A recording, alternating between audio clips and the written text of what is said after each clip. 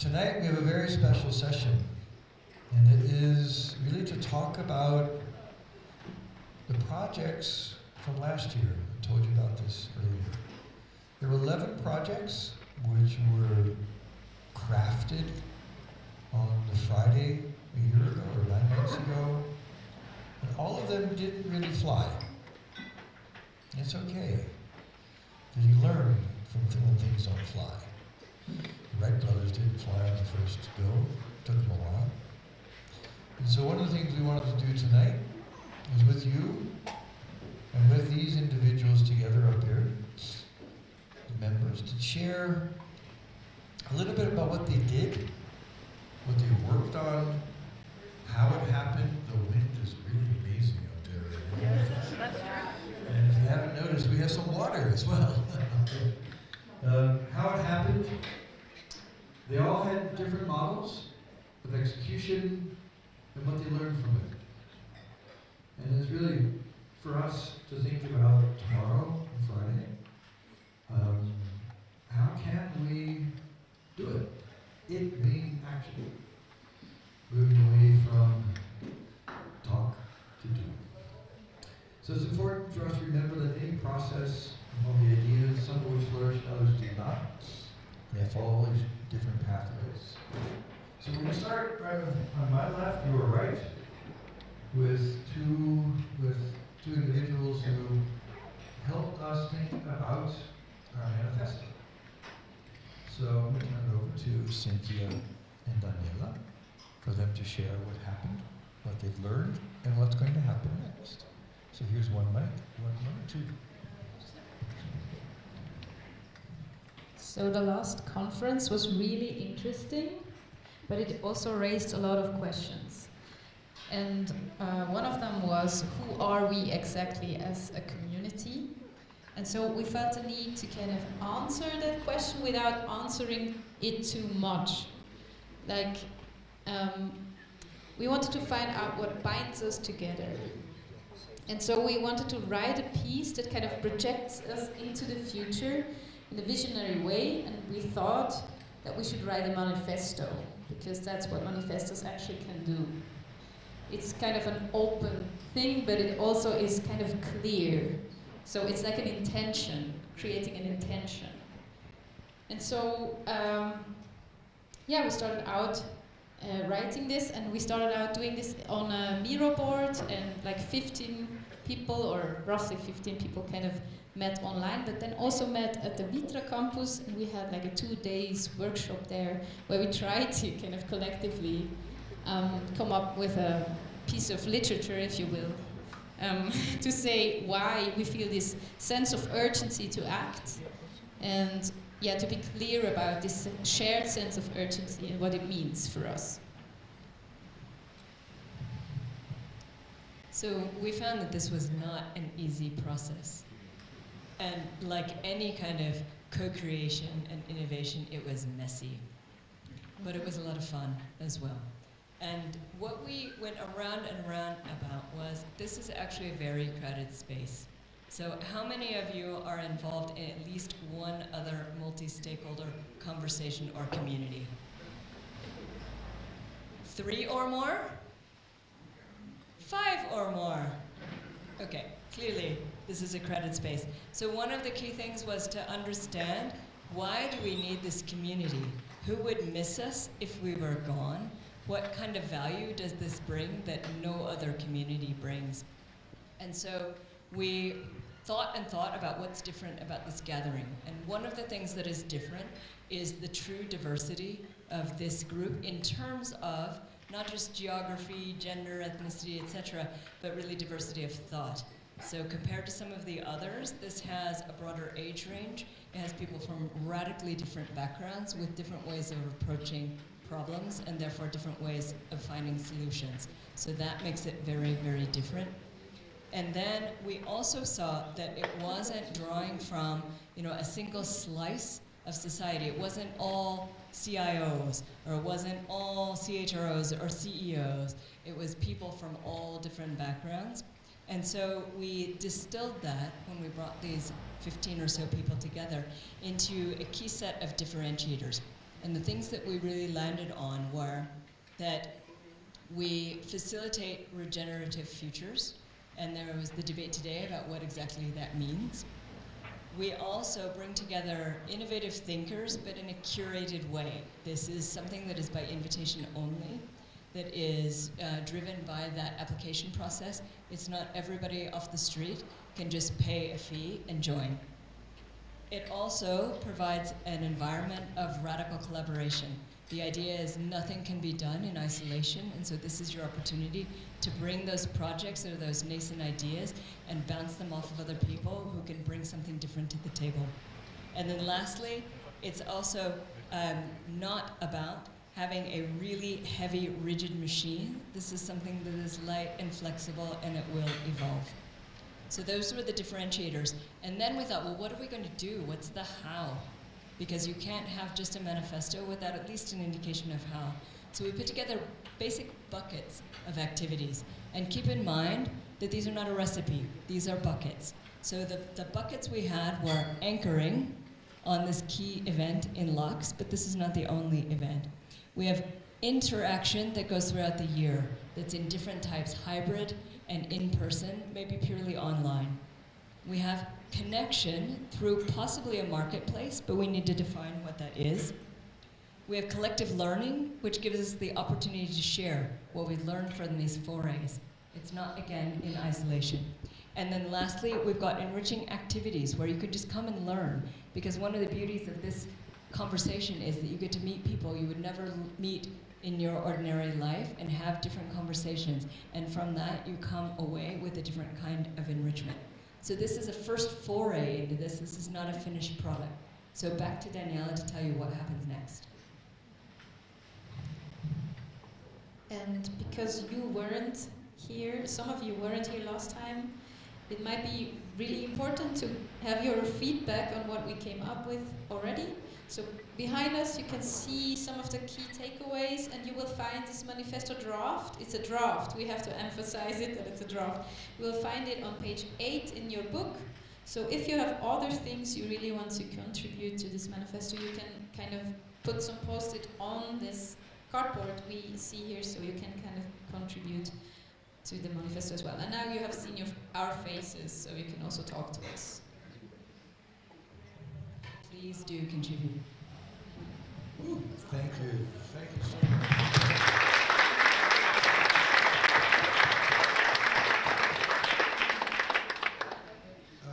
I have one question. You said you started off with 15, and then how many wrote it in the end? What was the attrition? We ended up with 3. Sorry. So we had multiple drafts, and then we ended up with 3 people who kind of did the wordsmithing in the end. But again, it's not a finished draft. This belongs to the community, and it's ours to iterate. I think the point out there is, it took a couple of individuals to hold this, wrestle it. It was, as you said, it was not so clean. It was a bit of a messy project, and presented it, got some pretty strong feedback, and this is what we have now. And we like strong feedback, and it's really important because we need to make sure that we're comfortable with this as a manifesto. So between now and next year, we want to be able to say, this is something I would sign up to. So this is what, so thank you for that. Great. All right, the next project, right over here. And I'm gonna pass over Kaitlin and Tobias. Tell us about your project. So Tobias, Brian, and I, and together with another participant from last year, who could not join us this year, we originally conceived of the idea of the community mapping project. It was actually broken off from the manifesto and also the governance project. So kind of looking at how your 2040 should look. And one aspect we thought was really important when we were looking at the community mapping is, yes, what is the community and what unites us, but also what makes us different, and what special qualities can we utilize or extract from the community? How can we make use of all the resources in the community? So we had this idea to use social network analysis, which Tobias will explain, to basically map out what it is we have to offer to the community and what kind of interests bind us, maybe that we know of already, but maybe that we don't know of already, and to see where potentials lie. Tobias can explain a bit better what this looks like in a technical way. Yeah, well, thank you. So, for me, also, we love systems and networks, we love complexity, and we understand that in social network it's really beautiful to dig deep in and have the notion of graph theory to understand relational data and understand that there's in any social but also biological network there's structure. And the structure can be used to learn more about the system and to know about where to zoom in on aspects that matter most. So it helps us to navigate the complexity, especially when we visualize it. It's also a visual tool to engage people and suddenly say, also in workshops, hey, that's a group, oh, that's me, really? I'm so small on this side, that cannot be me, I think I'm more important. Or someone is really big and like has a lot of connection, centrality, and say, oh, that's, I think, right, it feels right. So last time, I think many of us thought it's so many interesting people here, we can only talk to so few of them. So how to understand the hidden potential in the structure, in the data, and in the people at the end. And social network analysis is a beautiful tool to map out usual relations between people that often are collaborations, as you know, often done. And so you get like, through certain algorithms, graph theory, you get like structures of centralities, of modularity, of subgroups, of gatekeepers, like in a nightclub, gatekeepers, let's say in or not, so they connect different subgroups. They're important that we collaborate, but just knowing about who is in there and who is closer connected to someone else or not. That was maybe a motivation behind engaging. Again, because we have seen so many social networks and the value of digging a bit deep and seeing the structure and working with it. So at the end, it should be a tool to navigate within our potential where we'd never be able to capture all of us here. Where we could later on go back and say, oh, I calmed down a bit, I relaxed, and I really have this interest in, regenerative design and real-world laboratories, for example. So we can search in this data. And obviously it depends what kind of data we have. So we went around a bit about how to go about this because obviously there's data security issues and we have not taken any non-public data. But so what we decided is we would scrape LinkedIn profiles in a first step. So hopefully you're all comfortable with your data on your LinkedIn profile. And so this is the first step that we would scrape that, and this would be fed as data into the network. But also keep in mind, what's important is that this network will, as far as we've discussed so far, remain private, so it's not something that will be made public. It's just for us to use internally. And then, so this is something Tobias just shared with me we will look at tomorrow morning, which I think is really exciting. In a second step, because there's not all the information, you're not your LinkedIn profile, and I'm sure you have other interests, other networks even, that you don't have on there. Maybe you don't even have a LinkedIn profile. This is certainly the case for some people. So in another step, we will collect more data. We will build on this. And I think an important aspect is to see what does the data we can get easily tell us, and what does it show us, and where do we maybe see that things are lacking, elements are lacking that are not on LinkedIn. And so this thing, it's meant to build, it's meant to grow, and feedback is certainly welcome in this as well. Maybe a couple of words more. So we used the help of Eric Berlow. It's a very good friend. He's a tech senior scientist and speaker from Berkeley. He's a complexity scientist and developed a tool called OpenMapper. It's open source, and it's based on his multiple years of work in ecosystems and ecological networks.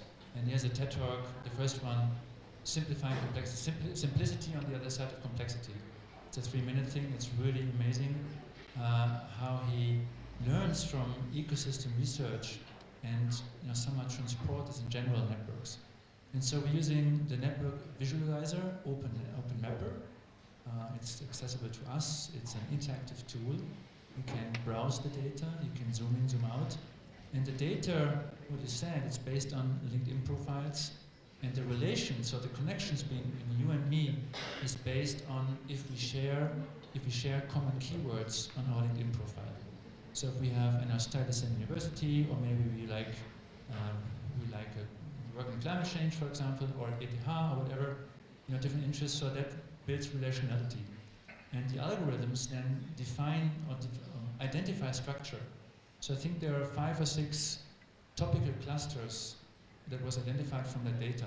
For example, in the area of arts or sustainability, or complexity science or activism. And so when you look at the data, we're going to show some of them tomorrow as snapshots.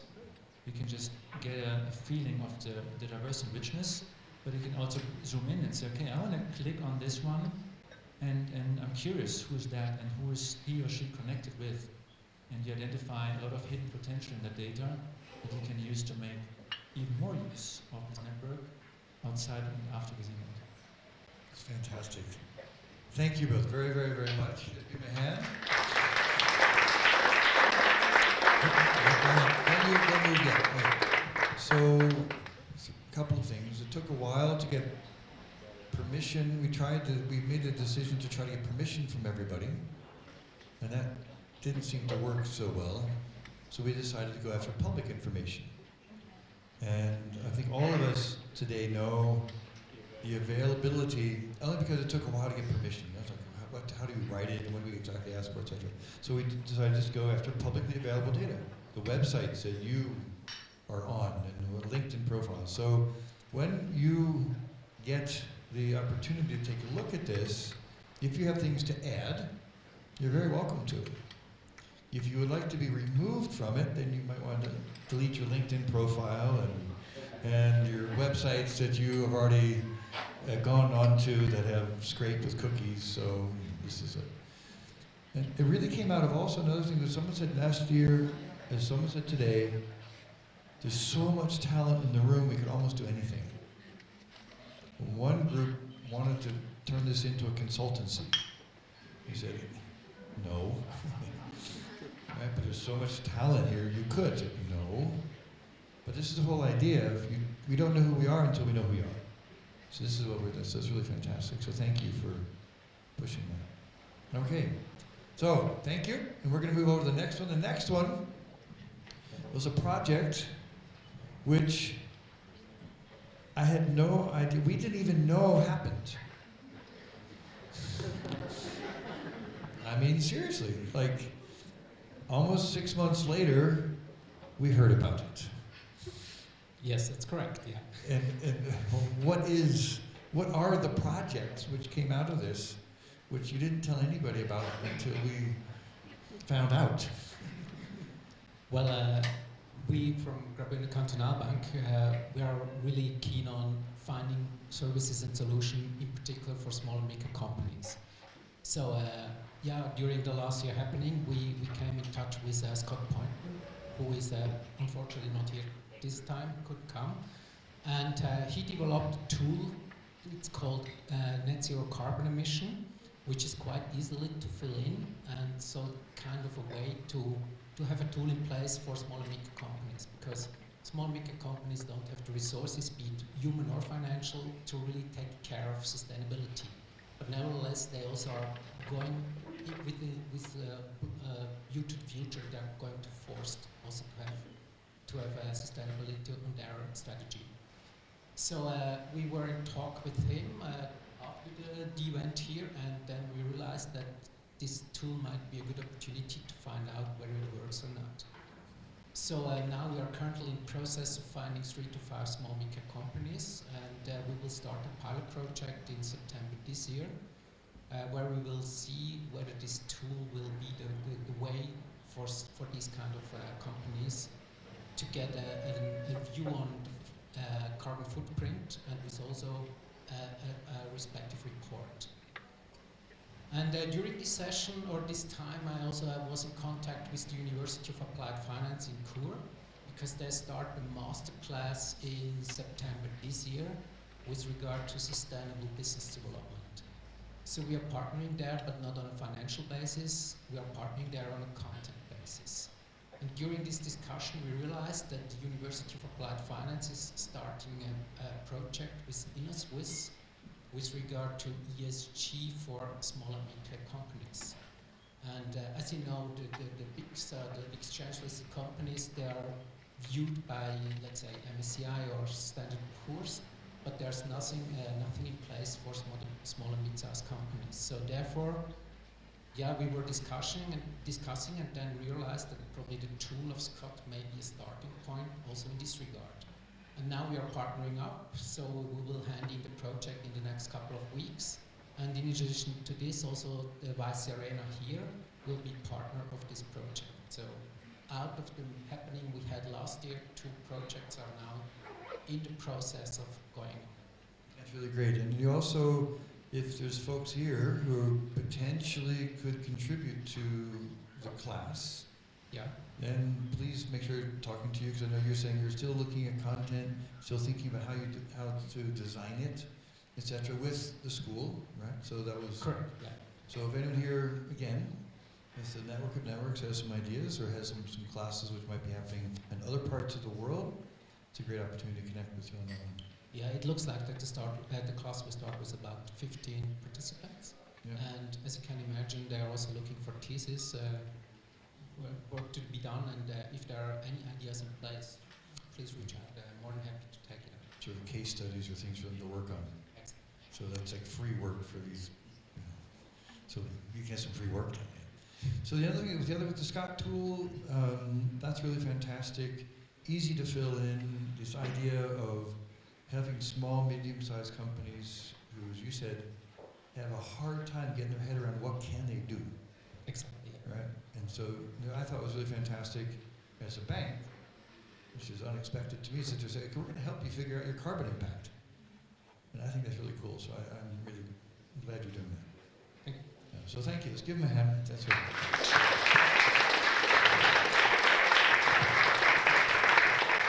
All right. And we're going to rotate again, and after that you don't have to, because then I think you're in the field. All right. So another project which was really quite fascinating, a completely different typology, was Ben and Greg. And tell us a little bit about, and others who are working on it, tell us a little bit about your journey. I think we were extremely ambitious. Definitely adopted the policy of go big or go home. But we found out very quickly that if we wanted to amplify and accelerate change and actually fulfill the words of the manifesto, because we were also part of the Vitra gathering as well, what is the network of networks? What does it look like? What could it be? If we had to project ourselves in 3 to 5 years, does that place actually look like something?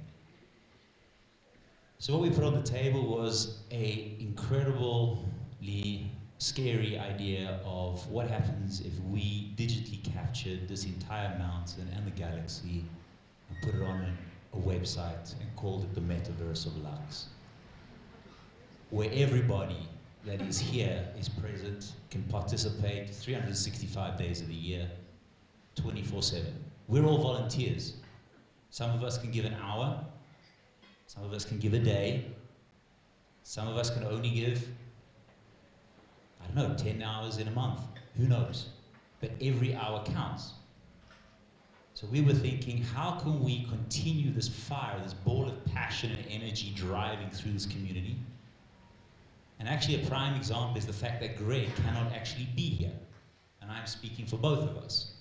If we had a metaverse, he would be here. There's another guy, Nicolo, he's just had a baby. He would love to be here. He can't be here. I'm willing to guess or to anticipate that there's at least every one of you has a minimum of 3 to 5 people that would love to be here but can't. So we put forward a proposal. We put it forward to the Year 2040 on a mirror board, very simple. Some ideas, some thoughts. We presented in November of last year. We started off with 16. people at the last gathering. Within 2 days, we had a Slack channel up. Within 4 days, we had 8 people participating. Within a week, we had 4. Fall-off rate is high. The people you have here are doers. Dreams are great, but they're dreams. So you have to enact on it.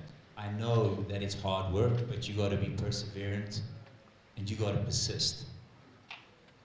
But there's also opportunities to network afterwards.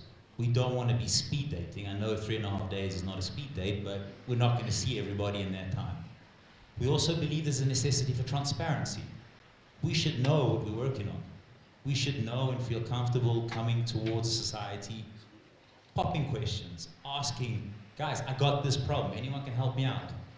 Because we do need someone to guide us, to grab our hand, to lead us down a road. So with that, we then sort of developed it further into the months of December. Chris then said to us, please, can you develop this further, get some players involved? You're talking really ambitious, you're talking big sums of money.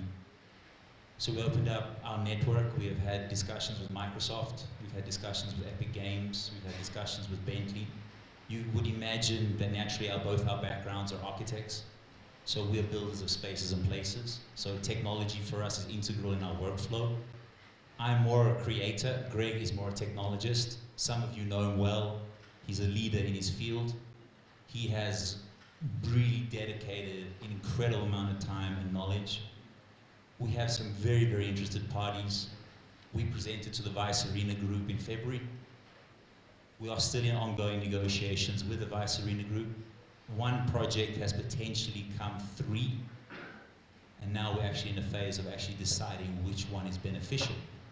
So I can't tell you more of that because obviously I would like to maintain a certain level of professionalism. I hope that goes forward. We are continuing. We are looking for investors. So Reto, please close your ears.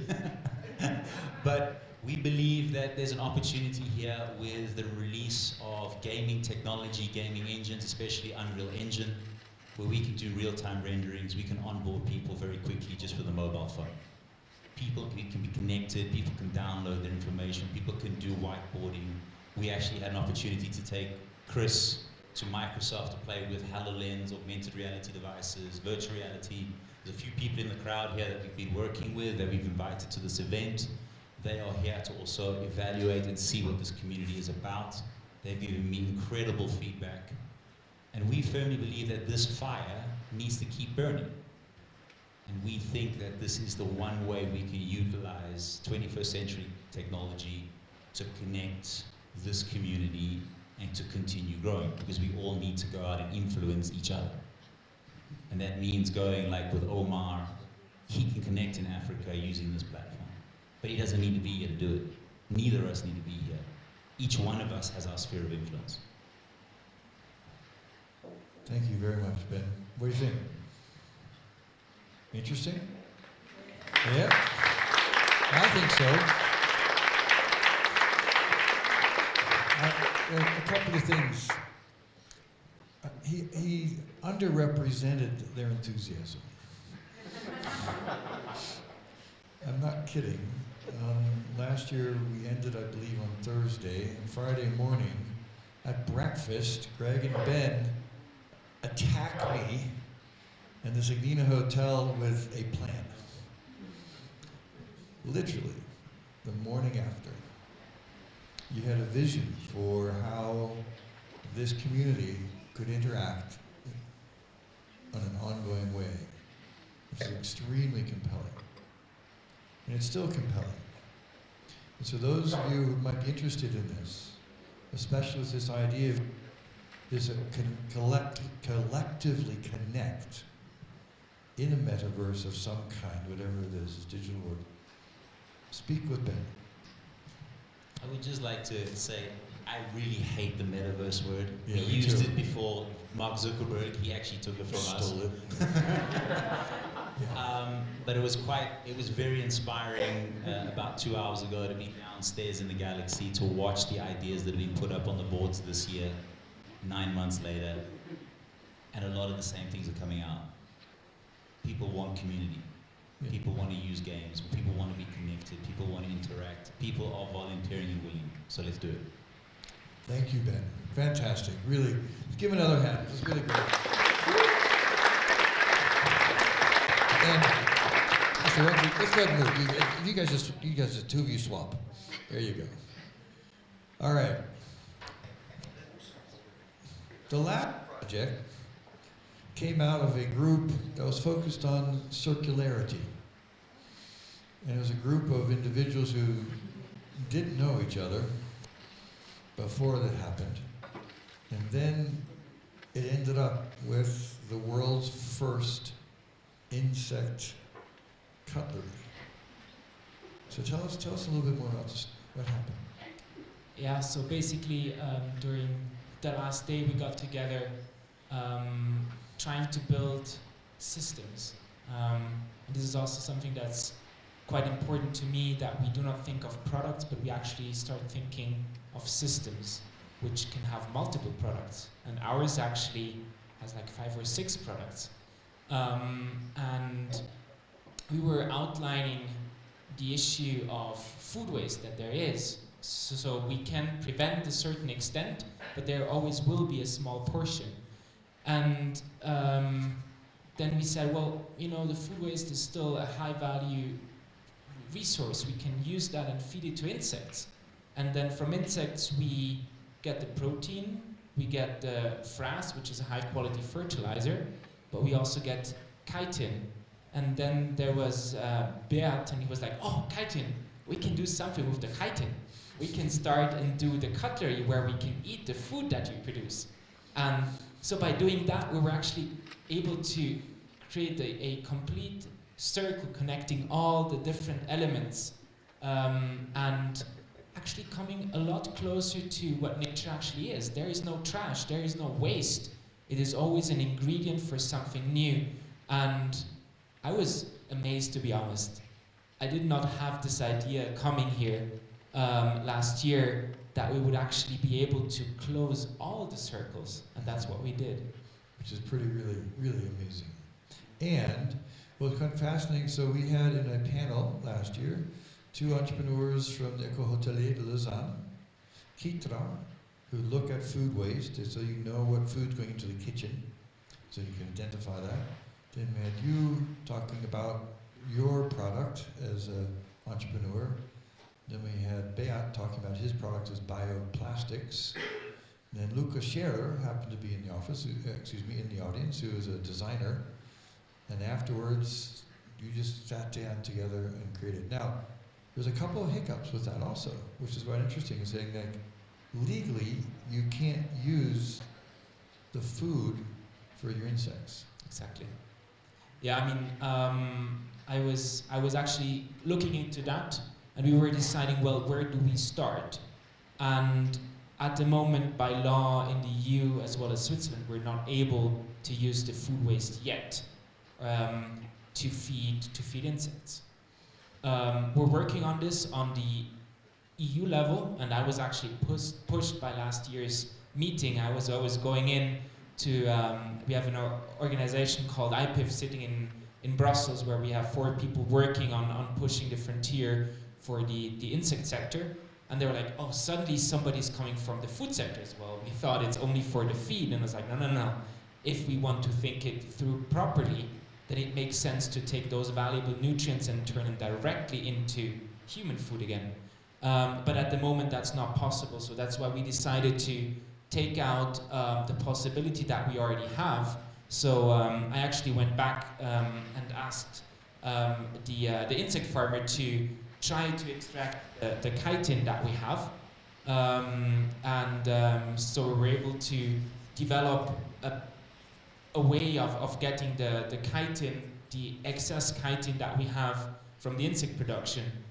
And then I took that over to Beat, who is actually sitting literally 200 meters across from our office, but I didn't know him before. So we actually met a couple of times and put the project into place, able to supplying him the insect chitin, and he was able to make the cutlery that some people of you were able to get at the reception, check-in, yeah. the check-in, Yeah. Well, it's a fantastic story, and it's a really congratulations on, as Beata is kind of famous from last year for saying many times, just get shit done. Right? That's what I always just said. Just get shit done. Just do it. Yeah, and I mean, this is, well, also what I see is really this entrepreneurial approach, and this, he was stepping beyond what he would have been able to do if he would have had to report to somebody else. And we did as well. We're like, no, we need to make it happen. We need to prove that we can turn this idea that we had, actually within a couple of hours, into a product that is in place. And so we're actually super proud that we could make it happen. Even though we were able to prove that the concept works out. Yeah. So we're not at a prototype, we haven't industrialized up, but we have proved that it would be feasible. Yeah. Which is very cool. Well, congratulations, and thank you for sharing that with us tonight. Thank you.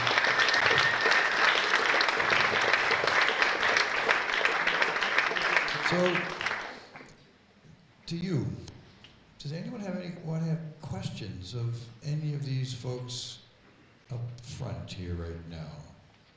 Does anyone have? Yes, oh fine, here we go. Let's see, there's one here. And then there's one in the back after that. Is Cretin the shell of the bug? Is that what? Yes. So you remove the guts of the bug, and that's what was a food product, and then the shell of the bug was the. So actually what's happening is insects have an exoskeleton, so we all have an endoskeleton that can grow along with us. But insects, they have an exoskeleton, so that's the outside. So when they grow bigger, they need to change the skeleton. And this is consisting of this chitin. And what we actually use is the excess chitin. So when we are harvesting the insects, we have developed a kind of vacuum system that is taking up all the material that is not insects. And this is how we're able to harvest the chitin. So basically some molting process of them. That's really cool. So no insects are harmed in the process. In the making of this film, no insect was harmed. Okay, got it. Okay, there's another question back here. Did you have a question? No, okay. Does someone have a question back there? Okay, here, right here, and then there, right here. Yeah, I just wonder if you keep going to prototype and industrialize it and looking for, I don't know, investors to keep on going to push this product? Or are you feeling like, okay, proved it, kind of done with it? Well, it's actually, we've gotten to a point where we were able to get out of the comfort zone where we were able to do. So the next step would really be to get some funding to push the project ahead, yeah. But we're open to do it, but it is now really need for somebody to step in and help us to do it. So any questions for anybody else? Yeah. Anybody else up here, not just Over insect here. boys? Okay, good, thank you. I'm an alumni as well, and I was part of the Vision group initially, enjoyed that a bit, and then I guess being in London, sometimes hard to be at Vitra. But I wonder if, especially you guys who continued the projects more, are there any key insights of how do we make the most actionable projects for this session? What does it take to make sure that we take action? Great question. Any suggestions? I think one of the struggles last year was this idea that we needed to have our own projects that came out of the community and more driven by the community. I think that's where things fall down. So I think this community is actually more effective when it's about bringing people together, and then the individual projects can be offline. They don't have to be driven by the community.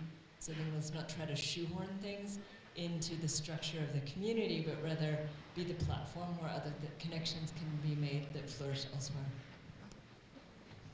That's really good. Any other questions? Hello. I was pretty interested in the metaverse project and the networking project. I guess I just want to know, what's the next step and what do you need? Money. Start with 2 million, go up. we can get a low tech, very up. The whole plan was to have for the next 2023 event 100 multiplayer participation at the event. So we're going to have 100 plus us, so that when we're actually operating outside of it, we can actually have 200 there. I see two things combining here: the networking thing. I mean, you could categorize all the people in your network, investors, tech people, what have you. I mean, that's why we had the issue of transparency. That's one of the issues we want to bring and we want to advise. And following on from the question previously, we don't feel, and I speak for Greg and myself, there was enough transparency after the event where people actually knew what was going on, both in us sharing to your 2040 and your 2040 backwards. So there is very strong, this is actually the first time I've heard about this. In detail. No, I knew it was happening. I knew this project, I knew the manifesto because I was there. And I've been to every event because I live in Switzerland. But I do think there's some very strong parallels, and I actually said it to one of the organizations before. If this is happening, why are we doing the metaverse? Because that actually predates us and actually costs less, so it's more effective and more useful now. And that's the fastest accelerator there is, because ours needs time. We need both, yeah, and they grow, I think, also with each other. So we need is when it's really database. So now we have the LinkedIn profiles, which obviously are some dead bodies for some people of us. And so what we need is participation. When we send out a questionnaire, we need more than the conventional 25-30% response rate, which is also the reason why we haven't sent out anything yet. So ideally we have 100% of responding. I think that would be the biggest help to create a meaningful visualization of the hidden potential in our networks, including data that we want to intentionally provide. For example, if someone likes to kitesurf or ski or slackline, we would want to know, because we can create a project where we meet for a kitesurfing week, which is vacation, and we have lots of time to talk about a project. And that would be my advice: follow the natural energies and find stuff that would be vacation anyway, and then something will wrap around. That's how I try to work. Okay, last one. Can we go back to the insect voice? Christian's my man. He's my man. Yeah. All right. Well, fascinating. So I want to know what inspired you to work with insects. Which insects? What are those other products? And you kill the insects, right? You're harvesting them. So why them as the intermediary? Is it because you're trying to deal with food waste? Is that the problem you're trying to solve? It's a lot of questions. All right, so I tried to answer them quite briefly. So the motivation actually comes out from the FAO. The FAO published a report in 2013 on the potential of edible insects. That came out of the issue that they were trying to track the protein consumption of the global protein consumption, but there was a huge lack in Asia and Africa. And then they found out, they're actually eating insects. And then they were looking at this more scientifically, and I was really drawn to that, looking at the natural solution to provide high quality nutrients such as protein and unsaturated fatty acids. And so basically what we do is we use food waste, food side streams, however you want to call it. It can be brewer spent grain, it can be the outer part of the grains, it can be side products of the sugar production, it can be side products of the vegetable production that we then use to feed the insects. What we did back in 2013 when we started a project, I committed myself to work on the sector and not to copy Chicken 2.0. So in our breeding facility, there is no hormones, no antibiotics, and no medication at all. We actually established the first organic insect farm on the planet with the proper certification. It is actually, the idea is to upcycle the nutrients that we have directly into the human food chain. So we're not passing by other animals. We're not breeding insects to feed other animals. We're breeding high quality insects to bring it to human consumption. Yes, insects need to be killed. We're doing this, and this is also where we spent quite some time. We got together a panel of animal protection agencies, of ethical specialists, of the cantonal authorities as well as the national authorities. And the key element is that it needs to happen quickly. So basically what we do is we put them into hot water. This kills the insects within 0.03 seconds. Within that time, it's not even possible to transmit a signal.